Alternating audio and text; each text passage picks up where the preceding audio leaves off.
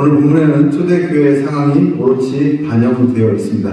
많은 사람들이 주님의 재림을 기다렸습니다. 주님이 부활하시고 40일간 이 땅에 계시다가 하늘로 올라가시면서 내가 속히 오겠다 약속하셨기 때문에 많은 사람들이 주님께서 속히 오시리라 생각되었습니다. 특별히 마태복음 16장 28절의 말씀에서는 진실로 너희에게 이르노니 여기 서 있는 사람 중에 죽기 전에 인자가 그 왕권을 가지고 오는 것을 볼 자들도 있느니라 라는 말씀 때문에 신자들은 주님께서 금방 오시리라 생각하고 힘든 시간들을 공고한 시점들을 견뎠습니다.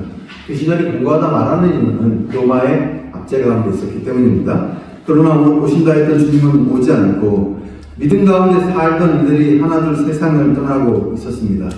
재림에 대한 기대로 인해 헌신적인 삶을 살던 이들도 지치기 시작했고 기대는 환멸로 변해가고 있었습니다. 주님이 곧 오시리라 생각했던 초대교회 사람들은 자신의 재산을 내놓기를 아까워하지 않았습니다. 그래서 사도행전 4장에 보면 그들은 온 재산을 팔아 교회 앞에 내놓고 서로 물건을 평등했다라고 이야기하고요. 그들이 교회에 충성하면서도 그런 박해와 멸시 가운데 그리스도를 믿기를 주저하지 않았던 이유도 주님이 곧 오셔서 우리의 모든 눈물을 닦아주실 것들을 기대했기 때문입니다.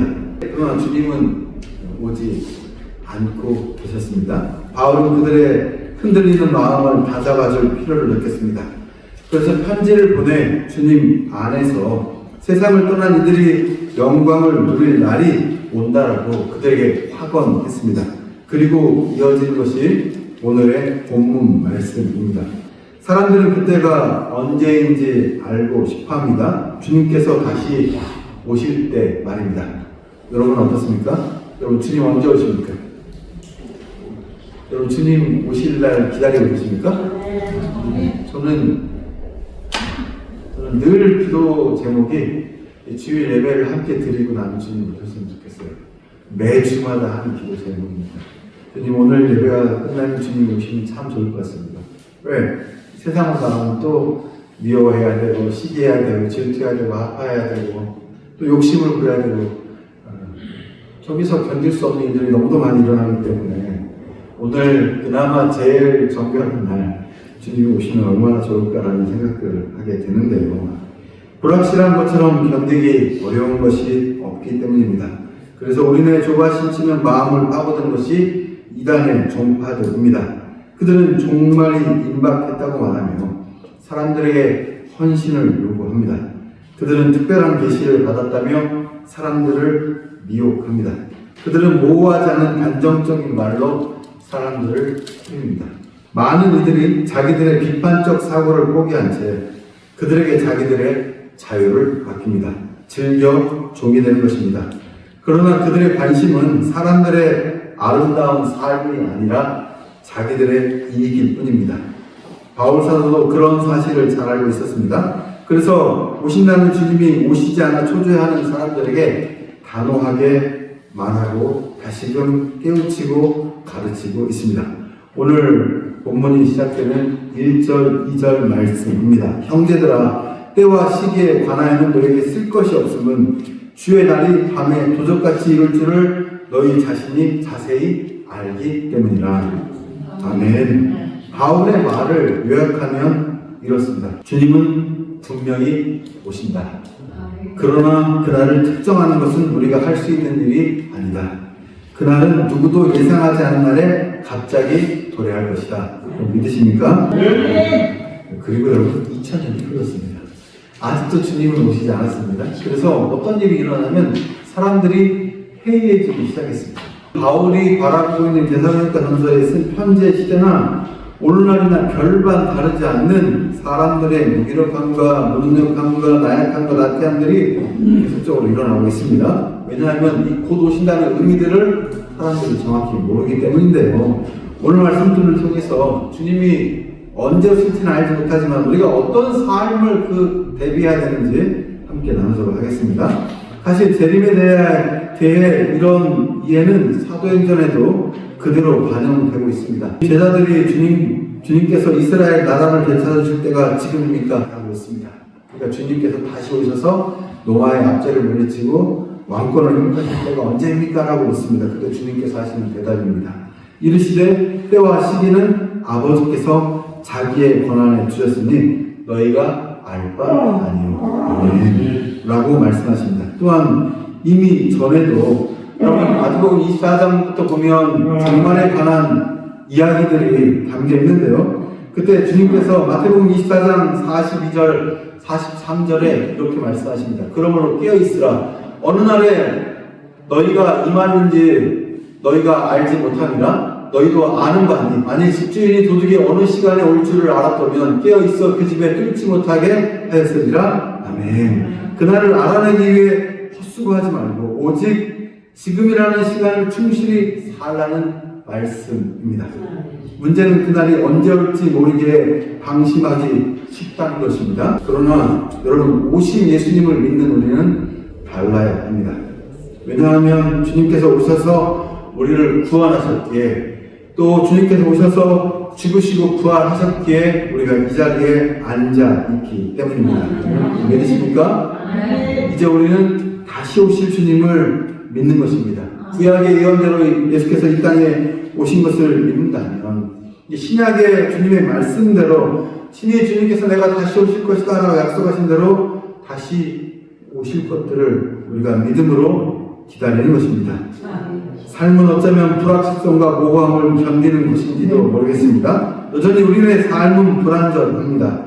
오신다는 주님이 언제 오실지도 우리는 여전히 모릅니다. 불확실함 앞에 섰을 때 사람들이 취하는 삶의 방식은 제각기 다릅니다. 어떤 이들은 언젠가는 주님이 오시겠지만 지금은 아니라며 자기 하고 싶은 일을 합니다. 모든 사람에게 죽음은 미지의 세계이기 때문입니다. 가까운 이들의 죽음을 보기는 하지만 자기 죽음을 경험해 보지 못하기 때문입니다. 그래서 사람들은 이렇게 생각합니다. 나도 언젠가는 죽을 것이다. 그러나 지금은 아니다. 안일에 빠지는 것입니다. 바울은 그런 이들을 기다리고 있는 것은 멸망이라고 말하면서 이렇게 경고합니다. 오늘도 안일에 빠진 사람들에게 경고하고 있다는 것입니다. 여러분, 제가 이 시대 교회를 바라볼 때 가장 염려가 되는 것 중에 하나가 이 안일을 지킵니다. 오늘도 내일과 똑같고 내일도 모레가 똑같고 주님이 여전히 오시지 않고 그냥 그러니까 오늘 죄를 지어도 회개하지 않고 넘어가도 아무 일도 일어나지 않네. 그런 안일에 빠진 이들에게 바울의 경고입니다. 본문의 3절 말씀입니다. 그들이 평안하다 안전하다 할 때 임신한 여자에게 해산의 고통이 이른 것 같이 멸망이 갑자기 그들에게 이르리니 결코 피하지 못하리라. 아멘. 결코 피하지 못한다라고 말씀하신 바울을 통한 주님의 말씀입니다. 마태복음에서도 예수님께서는 깨어 각성하지 않고 안일한 평안에 만족하는 이들을 향해 이렇게 말씀하십니다. 마태복음 24장 38절 말씀입니다. 홍수전에 노아가 방주에 들어가는 날까지 사람들이 먹고 마시고 장가들고 시집가고 있으면서 먹고 마시는 일, 시집가는 일이 해서는 안 될 일이라는 것이 아니라 마음을 온통 거기에 쏟으며 살다 보면 하나님의 마음으로부터 멀어질 수밖에 없다는 뜻으로 새겨야 할 것입니다. 누가복음 17장 28절에는 한 가지가 더 추가되고 있는데요. 먹고 마시고 사고 팔고 심고 집을 짓더니 정말 이 시대를 잘 반영하고 있지 않습니까? 먹고 마시고 사고 팔고 심고 집을 짓고 마음을 온통 거기에 쏟으며 살다 보면 하나님의 마음으로부터 멀어질 수밖에 없습니다. 성도는 비록 불확실성이 증대되는 세상에 산다고는 하지만 내가 누구인지 하나님이 내게 기대하시는 삶이 무엇인지를 늘 물으며 살아야 합니다. 바로 그것이 빛 가운데 살아가는 삶이기 때문입니다. 하지만 아무리 생각해 보아도 우리 속에는 빛이 없는 것 같습니다. 너무 비관적 생각이 아닌가 싶기도 하지만 자신을 정직하게 성찰하는 이들은 누구나 동의할 수밖에 없는 현실입니다. 여러분, 예수님께서 마태복음 5장에서 너희는 세상의 빛이 되라 소금이 되라 하지 않으셨어요. 너희는 세상의 빛이다 소금이다라고 이미 명령하셨고 그렇게 우리를 칭해 주셨습니다. 여러분 돌아봅시다. 여러분 나를 세상의 빛이다 소금이다 하기에 내가 괜찮은 사람입니까? 분명히 주님이 나를 소금이다 빛이다 말씀하셨는데 참 어려운 일들인 것 같습니다. 그러므로 사람은 은총에 빛 없이는 맑게 살 수 없습니다. 우리 주님이 그렇게 명하셨지만 우리가 그 삶에 부합하지 않는다는 것들을 우리는 너무도 잘 알고 있습니다. 그래서 오늘도 은총의 빛이 우리가 오늘 필요합니다. 그 은총의 빛은 무엇입니까? 성령 하나님의 도심입니다. 왜냐하면 우리는 인간은 욕망이라는 중력에 이끌리기 때문입니다. 우리를 세상의 방향으로 잡아당기는 인력, 즉 우리의 욕심, 시기, 다툼, 미움, 분냄 등이 참으로 강력하기 때문입니다. 그래서 우리는 위로부터 오는 힘을 덧입지 않고는 새로운 존재가 될 수 없습니다. 바울 사도는 이 사실에 대해 아주 단언을 하듯이 이렇게 말하고 있습니다. 본문의 5절입니다. 너희는 같이 한번 한 목소리로 읽겠습니다. 시작. 너희는 다 빛의 아들이요 낮의 아들이라. 우리가 밤이나 어둠에 속하지 아니하나니. 아멘. 우리가 그런 사람이 되어야 한다는 말이 아니라 이미 그런 사람이라는 선언입니다. 조금은 부담스럽습니다. 지금의 내 모습이 떠오르기 때문입니다. 하지만 주님의 은총을 사모하고 주님의 능력을 신뢰하는 이들은 이미 낮에 속한 사람입니다.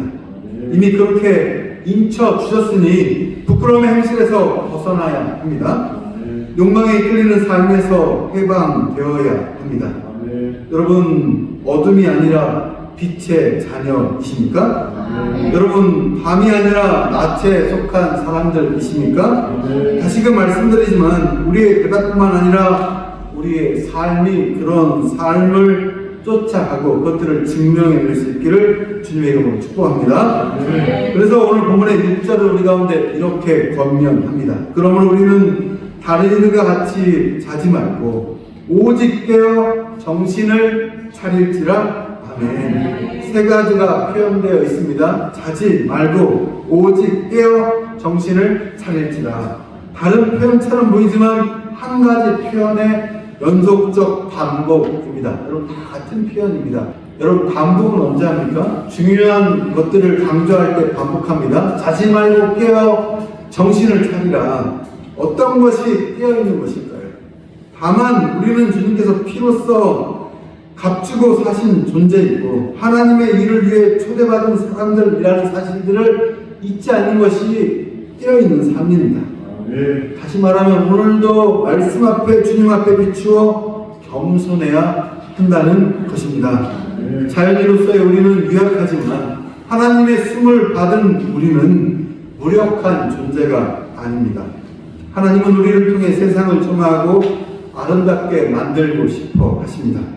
여러분 하나님께서 우리를 부르신 이유가 무엇인지 아십니까? 우리를 택하신 이유가 무엇인지 아십니까? 우리를 교회를 통해 예배를 통해 훈련하시고 계속해서 다듬어 가시고 좀 더 나은 사람으로 변화시키고자 하시는 이유가 무엇인지 아십니까? 그것은 우리를 통해 하나님 나라를 확장하고 싶어 하시기 때문입니다. 저와 여러분들을 하나님 자녀 삼으셔서 하나님의 백성 삼으셔서 훈련하시고 다듬어 가시며 빛의 자녀라 칭하시고 우리를 통해 하나님 나라가 확장되기 원하시기 때문입니다. 하나님의 그러한 꿈이 우리들을 통해 이루어지기를 소망할 때 우리는 비로소 깨어있는 존재라 말할 수 있습니다. 하지만 정반대의 경우도 있습니다. 본문의 7절입니다. 자는 자들은 밤에 자고 취하는 자들은 밤에 취하되. 종교는 사람들을 마취시키거나 취하게 만들면 안 됩니다. 자꾸 깨어나게 해야 합니다. 몽롱한 영혼의 잠에 빠진 이들을 깨워 새로운 존재가 되도록 해야 합니다. 그러나 거짓 종교는 사람들을 깨우지 않습니다. 영혼의 두려움을 자꾸 주입하여 옴짝달싹 못하도록 만들고 하나님이 아닌 종교 권위자의 말에 복종하도록 만듭니다. 오늘의 한국 주류 개신교가 이런 것이 아닌가 심히 염려스럽습니다. 많은 종교 지도자들이 교인들을 동원의 수단으로 여깁니다. 그래서 목회자도 성도들도 자기들의 영혼이 죽어가고 있는 줄도 모르고 자기가 잘 믿고 있는 줄로 착각합니다. 정말 한심하고 악한 노릇이 아닙니다. 바울은 그러한 이 시대와 당시의 사람들에게 정신을 차리자며 이렇게 권고합니다. 본문의 8절입니다. 우리는 낮에 속하였으니 정신을 차리고 믿음과 사랑에 신경을 붙이고 구원의 소망의 투구를 쓰자. 아멘. 바울은 믿는 사람들을 전사의 이미지로 그리고 있습니다. 낮에 속한 사람들은 믿음과 사랑의 갑옷을 입고 구원이라는 소망의 투구를 써야 한다고 권면합니다. 그리고 믿음의 선한 싸움을 싸워야 합니다. 여러분 믿으십니까? 여러분 바울이 쓴 에베소서 6장 10절 이하의 말씀에도 비슷한 말씀들이 소개되고 있습니다. 우리의 씨름은 혈과 육에 대한 것이 아니니 그러므로 우리는 서서 진리의 띠를 띠고 의의 흥배를 붙이고 평화의 복음의 신을 신고 믿음의 방패를 갖고 구원의 투구를 쓰고 마지막 뭐를 가지라? 성령의 검을 가지라. 믿으십니까? 검은 무엇인지 아십니까? 검은 곧 말씀입니다.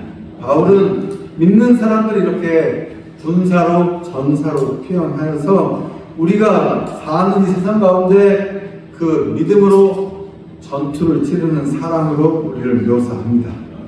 교회에 출입하면서도 믿음의 자리에 서지 못한 사람들이 참으로 많습니다. 사랑의 용기를 내지 못하는 사람들도 많습니다. 하지만 우리는 땅에 속한 사람이 아니라 하늘에 속한 사람임을 잃어버리지 않아야 합니다. 땅의 현실을 외면하라는 말이 아닙니다. 오히려 우리가 살고 있는 이 땅에 하늘을 끌어들이는 사람이 되어야 한다는 말입니다. 불화의 땅에 평화의 실을 신고 반생명과 반윤리의 문화가 감정하는 세상에 생명의 불꽃을 일으켜야 합니다. 가끔은 힘에 그치기도 합니다. 내 한 몸 단수하기가 어려운데 어떻게 주님 세상을 책임지란 말입니까? 그런 절망감이 몰려올 때도 있습니다. 그때 우리가 기억해야 하는 말씀입니다. 본문의 9절입니다. 함께 우리 읽도록 하겠습니다. 하나님이 시작. 하나님이 우리를 세우심은 노하심에 이르게 하심이 아니요 오직 우리 주 예수 그리스도로 말미암아 구원을 받게 하시니라. 아멘. 다시금 또 기억해야 합니다. 우리는 구원받은 사람들입니다. 여러분 믿으십니까? 우리는 분명히 구원받은 사람들입니다. 증거가 무엇입니까? 우리가 주님의 사랑 안에 살고 있기 때문입니다. 우리가 주님의 꿈을 가슴에 품고 살기 때문입니다. 여러분, 다시 말하면 우리가 구원받은 사람이라는 것의 증거는 우리가 주님 안에, 주님의 사랑 안에 살고 있다는 건데, 그럼 우리가 주님 안에, 주님 사랑 안에 살고 있다는 증거는 주님의 꿈이 우리 가슴에 꺼지지 않았다는 것입니다. 여러분, 마음에 무엇을 품고 사십니까? 여러분의 꿈과 비전은 무엇입니까? 목사님, 이제 70이 넘었는데, 이제 70이 다 돼가는데 무슨 꿈입니까? 무슨 비전입니까? 여러분, 그것은 구원받은 사람의 삶이 아니라고 말하고 있습니다. 비전이 없는 민족은 망한 민족이다라고 선포합니다. 여러분, 꿈이 없는, 하나님 나라의 꿈이 없는 백성은 주의 백성이 아니다라는 것입니다. 여러분, 저와 여러분들이 이 하나님 나라의 꿈을 잃어버리지 않고 사는 은혜가 있기를 주님의 이름으로 축복합니다. 그러면 구원받는 이들은 어떻게 살아야 합니까? 그 하나님 나라는 어떻게 이루어져야 합니까? 어떻게 이룰 수 있습니까? 여러분, 거창한 걸 생각할 수 있지만 여러분, 그것은 거창한 일들이 아닙니다. 본문의 11절입니다. 그러므로 피차 권면하고 서로 덕을 세우기를 너희가 하는 것 같이 하라. 아멘. 서로 격려하고 서로 덕을 세우며 살아야 한다는 것입니다. 지금 우리 앞에 있는 이들을 존중하고 아끼면서 함께 하나님 나라를 이루기 위해 협력해야 합니다. 우리를 인격이 아니라 부품으로 취급하는 세상에 저항하고 약한 이들을 함부로 대하는 세상 풍조에 맞서야 합니다. 바로 그것이 빛의 아들이요 낮에 속한 아들이 행하는 삶, 그들이 속한 사람의 삶이라는 것입니다. 만물이 소생하며 잠자던 생명이 깨어나는 이때에 근심과 걱정 속에 갇혀 살던 우리 영혼도 깨어나 생명의 노래를 멋지게 부를 수 있기를 주님의 이름으로 축복합니다. 만물이 소생하는 이 계절에 이제 추위가 물러나고 따사로움이 찾아오는 때에 우리 영혼에도 겨울이 물러가고 봄이 찾아올 수 있기를 주님의 이름으로 축복합니다. 사랑하는 성도 여러분, 우리는 기억해야 합니다. 주의 날이 밤에 도적같이 이를 것입니다. 그날이 언제인지 모르지만 주님은 반드시 다시 오십니다. 우리는 그때까지 다 빛의 자녀입니다. 낮에 속한 사람처럼 살아야 합니다. 다 주님이 다시 오실 그날까지 그리스도의 향기를 날리며 주님께서 우리를 통해 이루시기를 원하는 하나님 나라의 확장을 위해 다시금 달려가는 저와 여러분 모두가 될 수 있기를 주님의 이름으로 축복합니다. 아멘.